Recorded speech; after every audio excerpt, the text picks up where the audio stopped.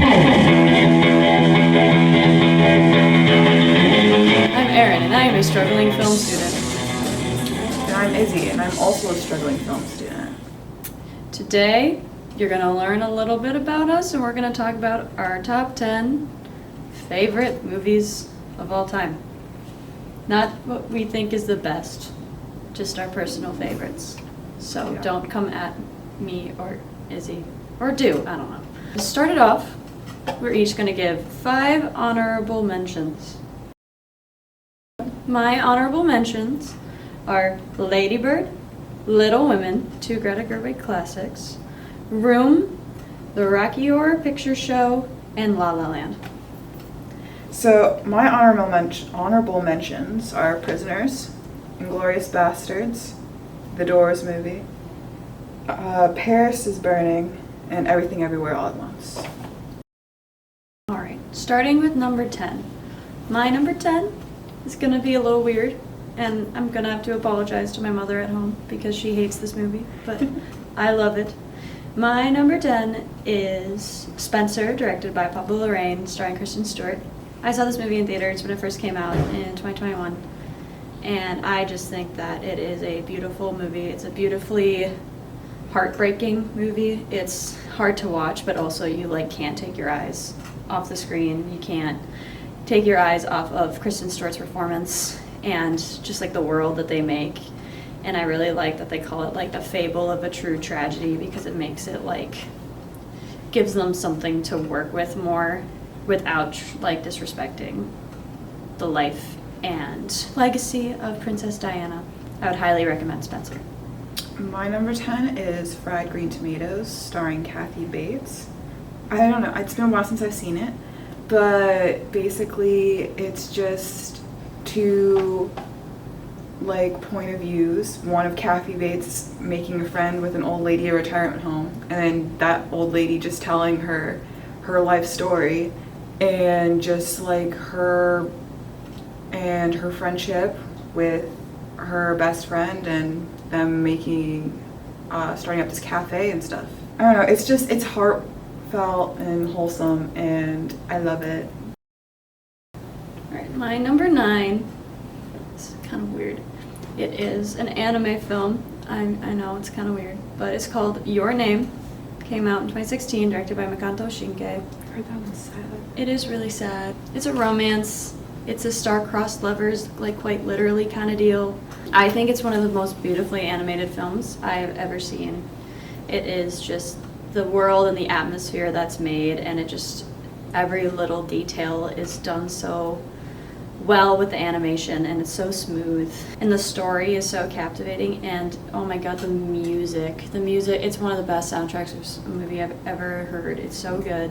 If you want a good intro to it, or even just a good romance movie or a beautifully animated movie, please, I would highly recommend checking out Your Name. My number 9, I just switched it today. I originally had this movie as 4.5, but then I moved it to 5 because I realized I cannot stop talking about it since I saw it 2 weeks ago, and that movie is Baby Driver.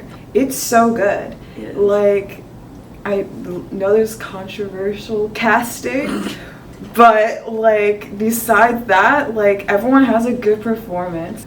Basically about a getaway driver named Baby who's always has to listen to music, which is so real because I can't drive without starting up Bluetooth. Honestly. Works different jobs for Kevin Spacey's character in order to repay a debt, and it's also a love story mixed with a thriller, so it's fun, and the music is just phenomenal. One of my dad's favorite movies. It's so good. And the editing, Yes! opening sequence and the That timing opening with the scene it's so good. is I remember we watched it in my sound design class, and I'm this is so good. Every song is picked so perfectly. It's such a well-made soundtrack. I kind of want it on vinyl eventually. My number 8 is Booksmart, directed by Olivia Wilde. Came out in 2019. It is a buddy comedy, high school, modern type of comedy that I think anyone can enjoy. I think the writing and the comedic timing is so well done. I think the characters are so well written and so well just executed by both Beanie Feldstein and Caitlin Dever. Even Billie Lourd's character, Gigi, just like steals every scene she's in. She's not in the movie a whole bunch, but every scene she's in is just hilarious, and she just brings this really over-the-top, fun performance. It's just something that anyone can find something to enjoy with this movie, and I just really love it. I love Booksmart. My number 8 is Do the Right Thing, directed by Spike Lee. I remember, I've only seen this movie once, but I remember when I watched it, I was so like invested, and then the end hits you, and I was so angry.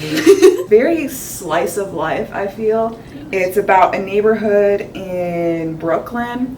Yeah, Spike Lee's character works at an Italian pizza joint. It's all about like just kind of like, I guess like the dare I say racial issues going on in the neighborhood. 100%. And it's just like an interesting like dynamic, and just how everyone interacts with each other, and the different lives of all the characters and everyone's like relationship to one another. Everything about that movie is so, I remember like the end, I was just like jaw drop, just like mad. My number 7 is Portrait of a Lady on Fire, directed by Celine Sciamma. This movie is legit one of the like most gorgeous looking films I've ever seen. Every shot and still looks like it could be a painting. The colors are so vibrant. The performances are incredible. I believed the romance from every second, to the point where the ending just absolutely like killed me. One thing that I really love about this movie is the sound and the lack of music. The sound design of it is so important because there really is no music, because music is really important to their relationship.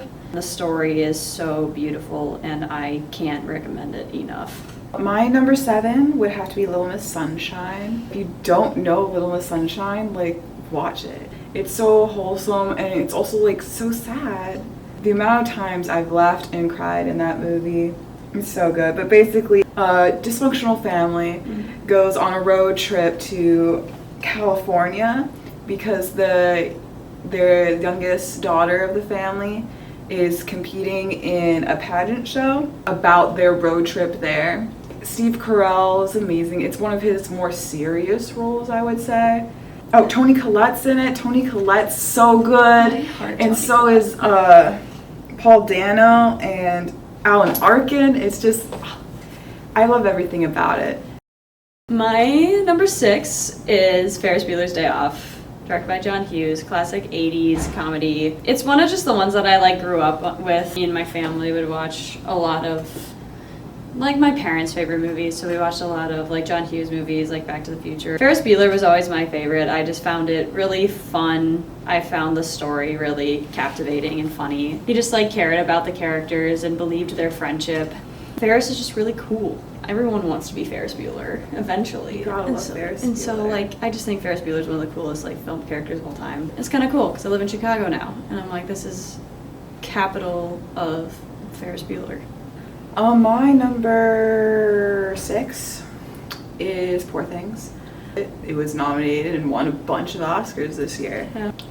Yorgos film with Emma Stone and Mark Ruffalo and Willem Dafoe. Something feminist. The feminist got the Frankenstein. Yes. Emma Stone's character, Bella Baxter, is like brought back to life and has to like go through all the phases of life again to like figure stuff out. It's basically about her like self-discovery. It's good. It's so goofy, and like we talked about this in our like Oscar video, but like just everything about the costume design, set design. It's such a pretty film. It's such like a quirky film. I love it.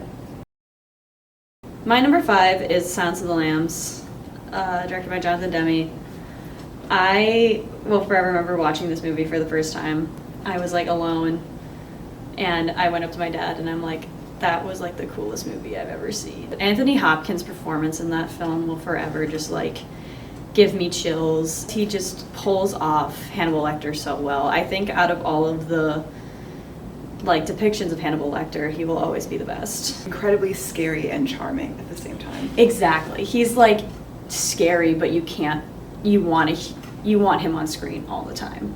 And I also love Jodie Foster. She is, I think, one of my favorite actresses of all time. She just like absolutely killed it and gave one of like the best performances of the 90s. I will always love Silence of the Lambs. My number 5 is a Dutch film me and Nick randomly watched one day on Criterion Channel called Broken Mirrors. Basically, it's about an intertwined story of these two prostitutes in a brothel and a serial killer. So you're basically following the story of both characters. It's neat. Like, it's cool to see how like they like kind of intertwine them.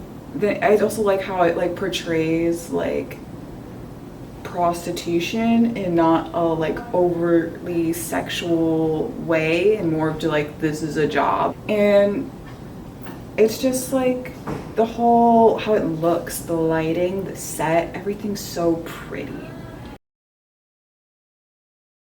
My number 4, I'm actually going to skip because it's farther up in this one's list. And so when she brings it up, we can both talk about it. I don't want to spoil your number 4. What's your number 4? My number 4 is Trainspotting. Nice. I watched that for the first time a few months ago, and it was so good. Once again, another movie with a great soundtrack and with Ewan McGregor. But yeah, it's just basically following his life as he just does a crap ton of drugs. It portrays like the highs and lows of like drug addiction without being too like depressing, like Requiem for the Dream is. Yeah. And at times it's kind of goofy, so I enjoy it. My number 3 is Star Wars Empire Strikes Back. It's the best Star Wars. Yeah, I'm a big Star Wars fan, and so I have to like my favorite Star Wars got to be on there, and Empire has always been my favorite. Really like utilizes the world building of A New Hope as like well as it possibly could have.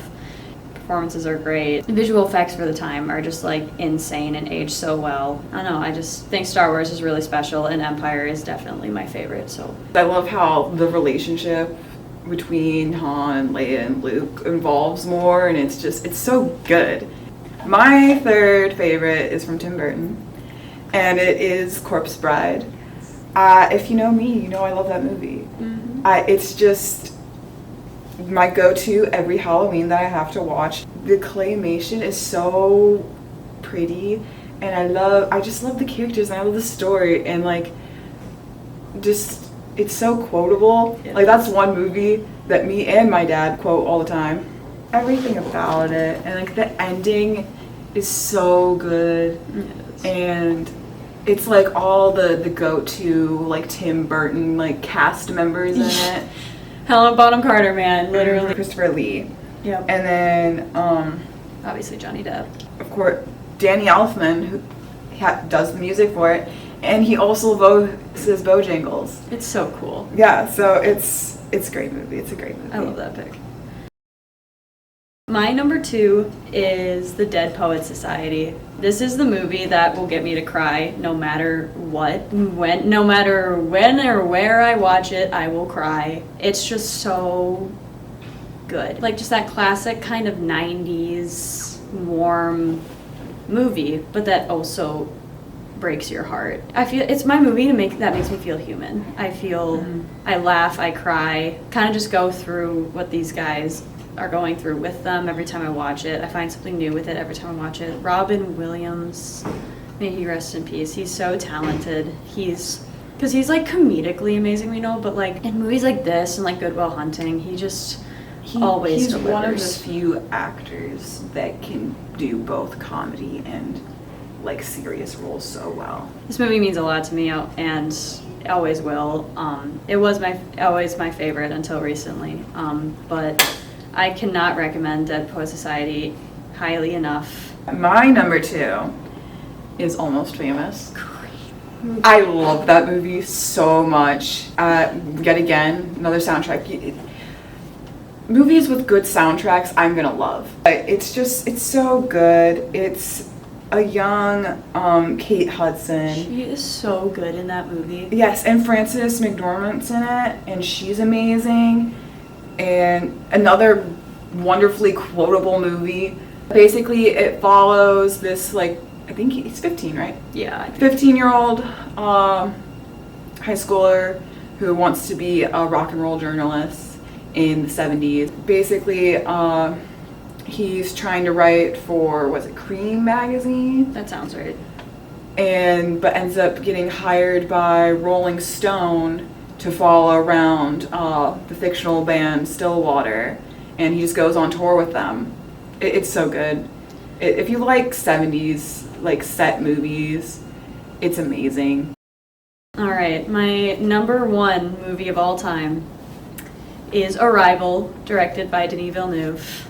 I can't even like properly put into words what this movie means to me. It's just so, well, even like technically starting off, it's so well done. It's so well shot. The score is amazing. The editing's amazing. The color correction's amazing.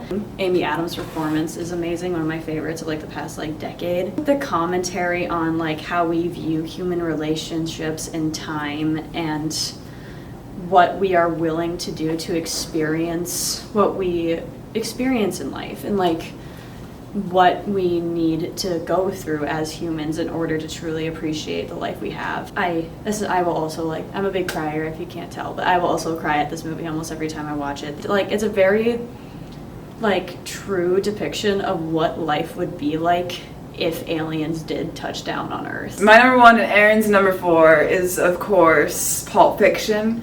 Once again, you know me, you already knew that was going to be the answer. Also, like, everyone's seen Pulp Fiction, hopefully. It's amazing. I don't even know how to describe it. It's another thing where it's like 3 different stories all entwined into one. You got Vincent Vega and Mia Wallace just going out for a little fun time. Yep. And then you got Butch running away from Marcellus Wallace. And then, of course, there's Vincent Vega and Jules dealing with the suitcase and the diner, and it's so good. It's so good. It really Another is. movie with a fantastic soundtrack and so many Honestly. quotable lines. And another thing, if you know me, you know I love dance scenes in movies. Nothing will top the Vincent and Mia dance scene. Yeah, and it's just the writing is so, like, effortless. It's not even fair. That's Just the one of the reasons why I characters. liked it, because it felt so like natural. As Yeah, like listen to that. film schooly as it is, everyone does need to see Pulp Fiction. It's so good. It is good. It I is one of love the it best so for much. a reason. And there you have it. That is our top 10 movies. If you want I'm more gonna agree with in-depth these. film reviews in between videos, check out our Letterboxd. I said, goddamn. Goddamn. Goddamn.